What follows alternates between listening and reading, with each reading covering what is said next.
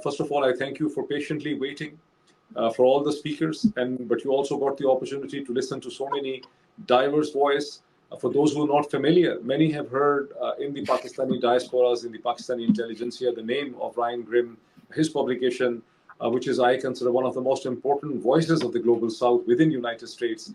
And I would like to sit down with Ryan Grimm to understand the dynamics that control the U.S. media, how the narratives shaped over here. Ryan is now the bureau chief of this important publication, Intercept, in Washington, D.C. Before this, he had been the bureau chief of another very important publication in United States, Huffington Post, which is known worldwide.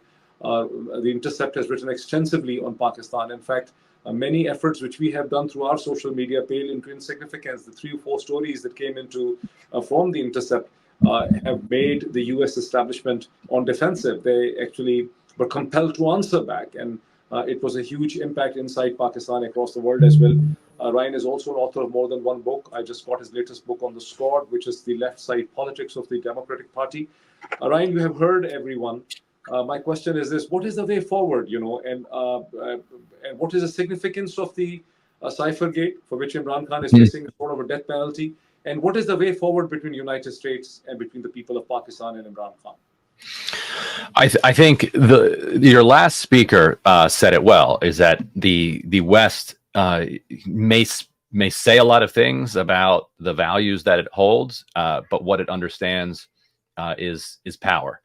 And until Pakistan, inside Pakistan, and also over here in the United States, with an organized lobby that forces Washington to pay attention to Pakistani Americans, it will, Pakistan will be kind of at the whim of global powers. You and I were on Capitol Hill a week or two ago, and I mentioned that there's a kind of famous saying in Washington that says, if you're not at the table, you're on the menu.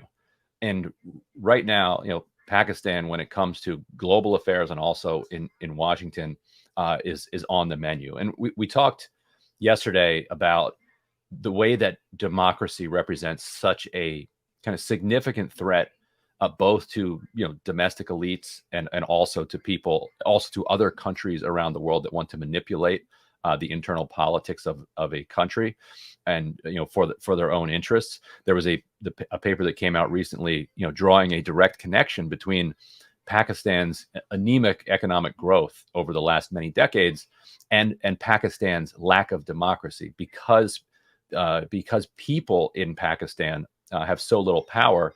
They're not able to kind of force elites to reckon with their own failures. When elites are able to go unchecked, essentially what they do is they just extract wealth from the public and subsidize their own kind of captured monopolistic companies, which are run counter to the innovation that any economy needs to grow. But it is really, and a lot of people understand that phenomenon, but what they don't understand is the connection to democracy. It is empowering regular people that allows you to create that kind of dynamic, functional, vibrant society. And without it, you get kind of what you have now. Similarly, without a kind of democratic will, able to kind of express itself in the country, countries like the United States are then, it becomes just so much easier for them to just push people around as they did, in March 2022. So, but what is the way forward? What would you suggest? Because we expect some. Yeah, you're a Washington insider, and not only with Intercept, with Huffington Post, a publication I've been reading and reviewing for the past more than 10 years. How would you suggest? I mean, what is the way forward for us? So, what the way forward is in Pakistan itself, I will leave to all the rest of your speakers and to everyone in Pakistan, and I hope that they have a genuine opportunity to set the way forward. What I can speak to, with some experience is what works here in Washington, D.C. And one anecdote I think puts all of this into context. So around 10 days or so, a week to 10 days after the Russian invasion of Ukraine, Don Liu, the famous Don Liu, was brought before the Senate Foreign Relations Committee, which is the major committee that basically provides oversight on U.S. foreign policy. Don Liu, at that hearing, was called to the carpet. He was chastised by one of the most well-respected, if not the most well-respected, Democratic senator when it comes to foreign policy, Chris Van Hollen. And what Liu was hit for was not doing the diplomatic work ahead of the invasion and not speaking to the Pakistani government to try to win the Pakistani government, win Imran Khan over to the kind of Ukrainian side. It's one thing if a diplomat tries and fails, but what Don Liu was getting yelled at for was just completely overlooking Pakistan. And so Don Liu was at the hearing complaining because just the day before, Imran Khan had been at a rally and said, telling the European Union, we're not your slaves. We're going to remain neutral in this conflict. And so Don Liu is complaining about that. But Senator Chris Van Hollen was responding and saying, well, what did you do? This is also your responsibility. You need to be in dialogue with these countries. And so he was publicly humiliated. It was only then a couple days later that he had his famous / infamous meeting with Ambassador Assad Khan, in which he told Khan that all would be forgiven if Imran Khan is ousted in a vote of no confidence. What you can see in that anecdote is that this fairly mid-level diplomat, after he was called to the carpet, after he was yelled at by the United States Senate, felt like he had the ability, he had the power to take out that beating on the Pakistani ambassador. And what that shows is that he did not have any fear that there would be a push back in the other direction. I've spoken to a lot of State Department officials who have worked on the question of Israel-Palestine for many decades. They know that they are on a very, very tight leash. And they are aware that if they push too hard against an Israeli suggestion, that Ron Dermer in particular, but other high-level Israeli officials can just pick up the phone and call the Secretary of State and say so-and-so is getting a little bit too aggressive. You need to rein them in. You need to check them, and that can be career-ending for a diplomat. You did not have any fear from Don Liu in that meeting that what he was saying could remotely cause him problems in his career down the road. And as you've seen, it did not cause him any problems. And so I think the Pakistani American community needs to develop the kind of power in Washington that at least would make somebody like Don Liu think in the back of his mind, if I do this, on the one hand, there's this force, on the other hand, there's this power center. And so I need to balance that. So Ryan, it's so interesting, and for many other people who are not familiar with this, you have actually brought the real thing, that how Donald Liu and his team were simply not cognizant of the fact that they needed to approach the government of the Prime Minister Imran Khan, and they never approached him before. So they failed in their professional responsibility. Now, adding to this, I can share with you that before Imran Khan as Prime Minister went on to Russia, he invited a large meeting in Islamabad. He always used to do this. He was a man of public input. Mm-hmm. And in the meeting, he called all the ex-ambassadors who had served in Russia. And this meeting was just one day before he took off. He took off in the evening, I think on 23rd or something, for Moscow. And on 22nd or in the same morning, there was a meeting. Then in the morning, on the day in which he left for Russia, one day before, he had a meeting, and he called all the ex-ambassadors of Pakistan that has served in Moscow, mm-hmm. and all the ex-foreign secretaries, including the current foreign secretary. At that time, it was Mr. Suhail Mahmood. He had called several other people, and there were so many other people. And there were 3 journalists. I was one of them. I think Imtiaz Gul was the other.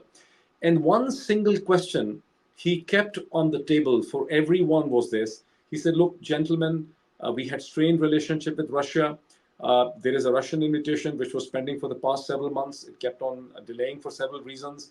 But now, at a time when we are supposed to go to the Russia, and also keep in the mind that he was supposed to go to the Russia in the beginning of February.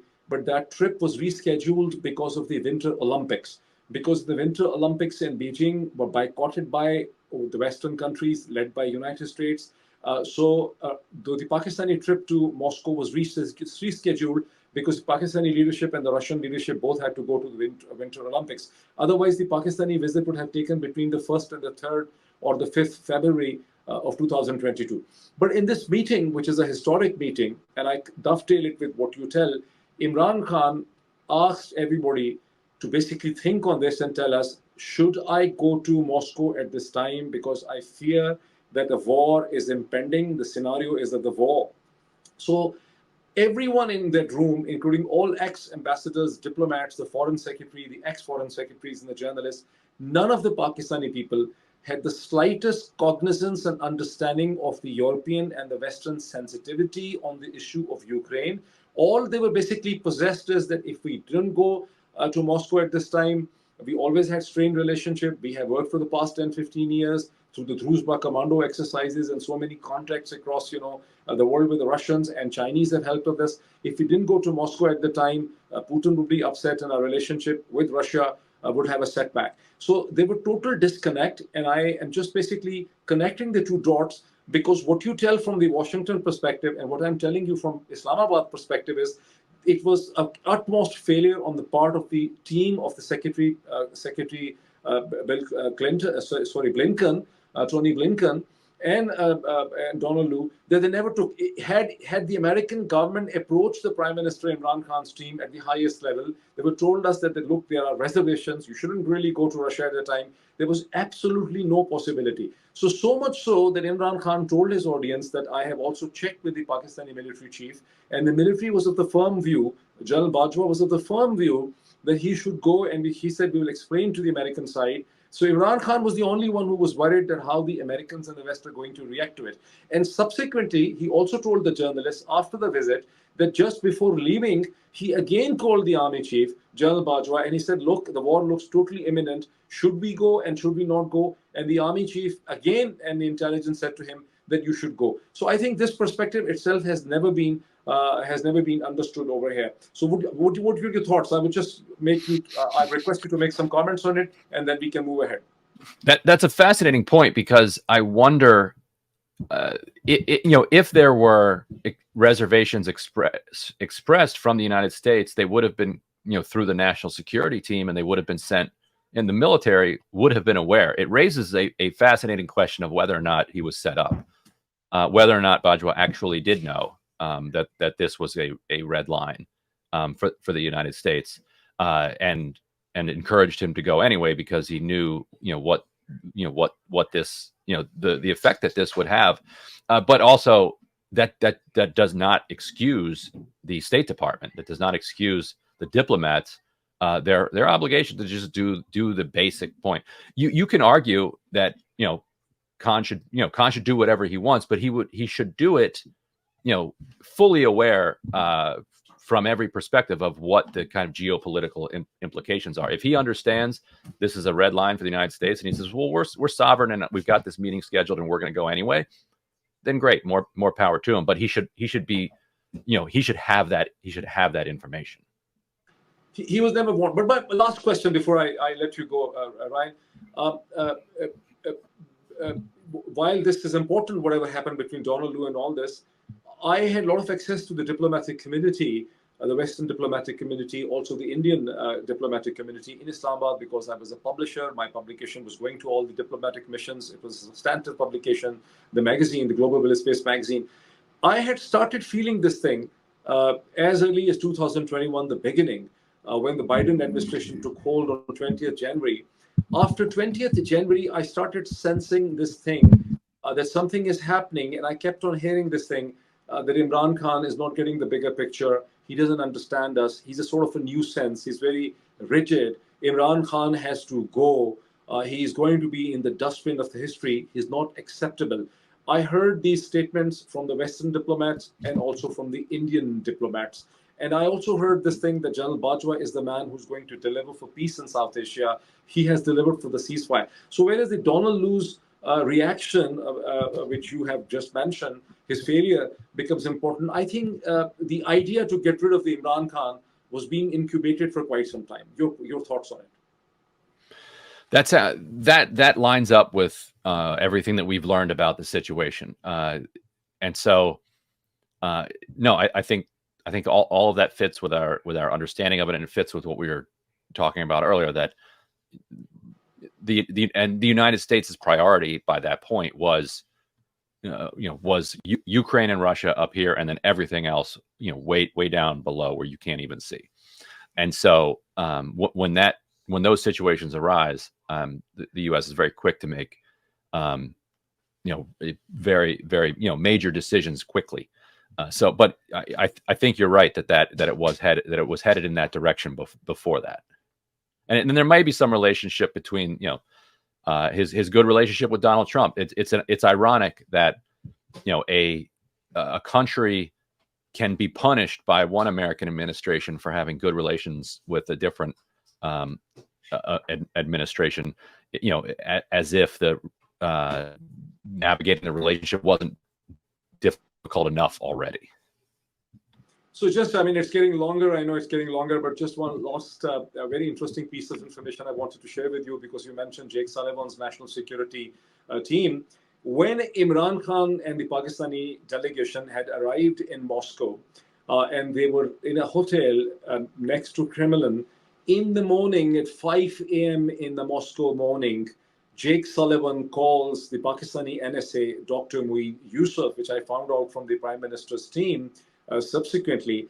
And Jake Sullivan demands from, and by the time Russia had already in the early morning attacked Ukraine formally, which was in fact a huge, a huge betrayal on the part of Putin that was very clandestine, devilish, and diabolical, that he made Pakistani Prime Minister into Moscow.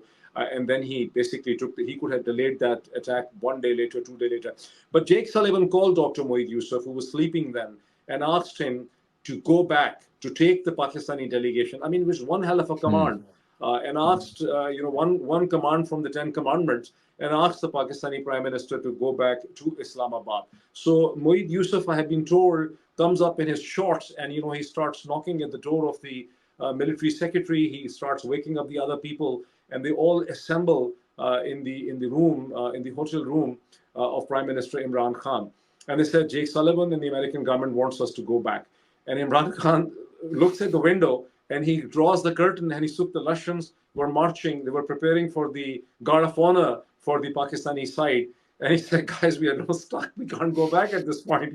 It's simply not possible. I mean, if not coming here would have been, a problem. But I mean, now leaving like this, would have been a total slap on the face of the Russians. So he said, now we cannot go back at this point. I just want to share this with you, Ryan. But thank you so much for joining us. I mean, you've been very patient, and I look forward to getting in touch with our own discussion on the American media. So I think with this, those are incredible details. Yeah, I mean, we must situation. talk more. Yeah, thank you, Ryan.